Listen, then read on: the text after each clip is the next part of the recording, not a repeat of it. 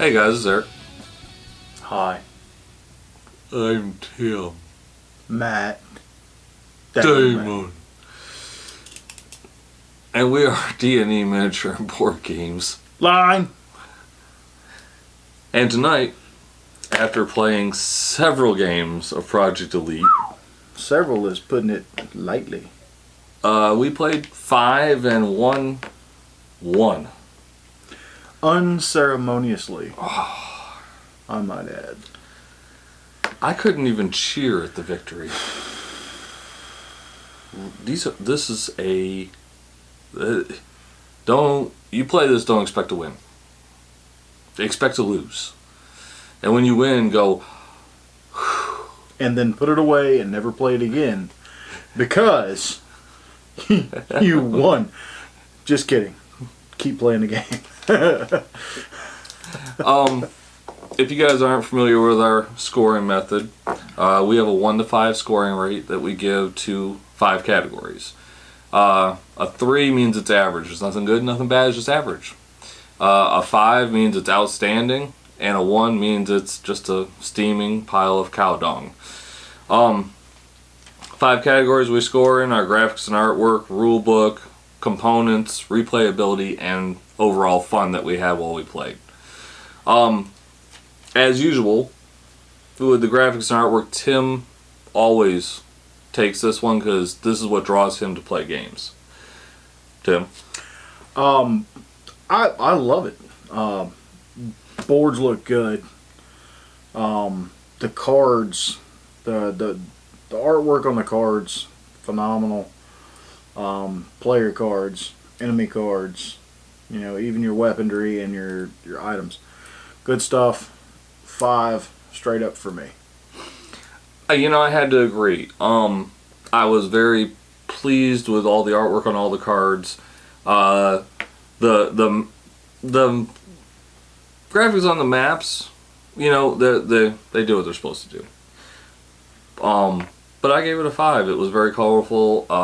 But I really, really liked the artwork on all the cards. Yeah, it's just fantastic. It really does. Just shuffling through your alien cards alone really gives you it conjures up a whole bunch of sci-fi, horror. I mean, just things you don't want to run into. Well, I think while shuffling through the alien cards, it was oh crap, we're gonna die. It was kind of like whenever it was time to draw for the aliens, Eric would pull a card and you'd hear this heavy sigh. And it was, shuffle through the figures, put it out, and it was like, that looks cool. Rulebook. I gave the rulebook a 3. It did what it was supposed to do. It's a rulebook. It's a rulebook. I mean, there was nothing spectacular. It wasn't the easiest thing in the world, but then again, it wasn't the hardest. It wasn't the worst. Yeah, it was just average. It wasn't anything really spectacular. I gave it a 3. Fully agree. 3 all the way. Does what it's supposed to do. Components. I know that Drawlab and Artipia Games originally redid all of the miniatures because, as they said, it was going to be miniature quality, Games Workshop style, Mantic, Simon, and it wasn't. And they redid them and they still came out. Some of them came out really good. Some of them came out like a blob of plastic. But the components thing doesn't go with just the miniatures. It goes with the cardstock, it goes with how good the map is, it goes with the dice, which, by the way, I hate these things. Yeah, whatever it is you need to get. By the way, it's not that I hate the dice. The dice are nice, okay? No, the dice are nice. But it's the roll. Whatever you need to get, just go ahead and figure you're not going to get it. But here's the thing, between I didn't buy this for miniature, the high quality painting, because I knew that this was one of those ones you'd be playing going like this, throwing pieces around. Well, I went with it because it looked like it was a lot of fun. I'm gonna say this though. I went with a 4 on the components, but when the miniatures, the first thing I said to you was, for these to be, you know, the artwork to be so detailed, the miniatures are not. But the reason why I gave it a 4 versus a 3 probably is going to differ from you, because I like the fact that there's different color plastics. All that to me adds to it kind of gives them a pass, sort of kinda, on not being able to include the artwork detail into the figure. I like the fact that they had the different colors. Eric told me that they sold you the card sleeves, because some of the cards, these aren't normal stock that you find at your local shops. So the fact that they were willing to, you know, at a price, of course, give you the sleeves. But then they gave the sleeves for all the cards. I think I paid $11 because I didn't go with the ultra thick, because, you know, in those days when I backed this, which was like 2 years ago, I hadn't gotten really into gaming, so I didn't really understand the whole sleeving thing. Because we didn't deal with that 15 years ago when I was playing games a lot. Because we didn't have Zombicide and the thousands of frickin' cards that you have there. But I gave it a 3. You gave it a 4 on components. Yeah, I think that certain things mesh with others where I didn't completely blast it because of a. Yeah, I mean, you know, if that was, what I'm saying though is that if this is your big holdback is because the models aren't superior, take you know, that little bit that I just said. This is a, you know, a freaking solid piece, and your boss's red. Well, you know, beside the fact, you know, here's the thing. Specials green. This is what you're doing. Gotcha. Yeah. You're going like this, and as you're killing them, you know, that's what it looks like when you're playing this game. I think the only thing that really would take away from it though is I see the potential of these things getting worn out really fast. Well, remember though, they gave if you pull one out. I'm talking about even like the wound trackers and everything like that. You know, plastic tokens would have been beautiful, but I probably would have hated to have seen the cost. Oh God, yes. After that, so I understand why they did it. Replayability. Let me just put it in layman terms. You're not gonna get bored. Those are a set of cards. Replayability is a 5. You have easy, medium, and hard, and there's so many different setups. You got 4 different maps you can play with.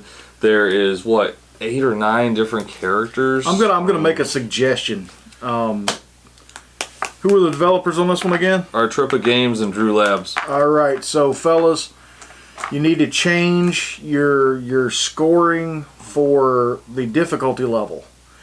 You need to have super easy. No, you need to change your easy to normal. Change your, what was it, easy, medium, and hard. Change your medium to hard, and change the hard to nightmare.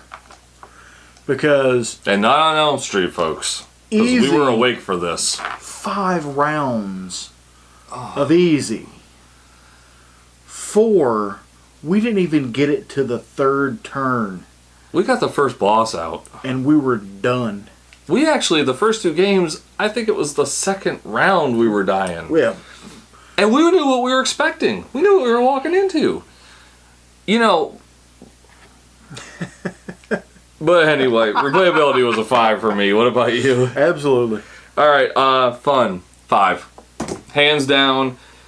As much as we lost, Tim and I are going like this, and it's like, oh, I got, you know, it's like, and every time. And he would roll something, and I go, but you have a gun, and he'd already picked it up and rolled it already. And he goes, ah.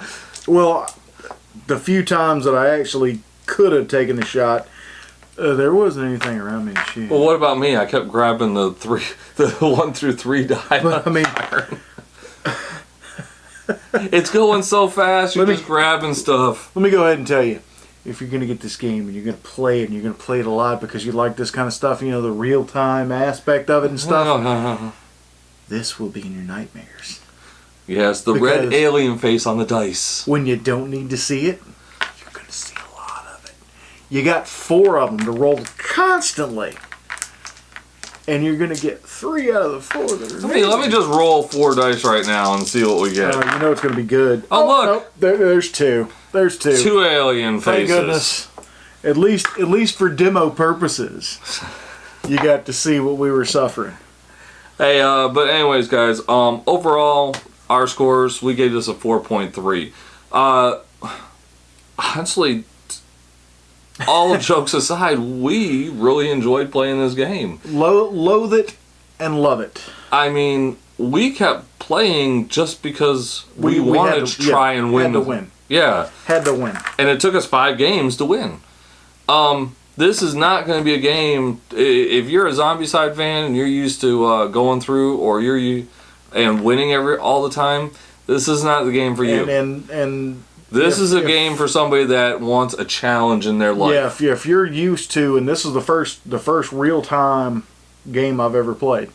So if you're used to sitting back and, you know, thinking of a strategy, you might as well forget that noise because... And this is your other nightmare. You have 2 minutes. You know, you roll and you look and you literally, you don't want to waste your time.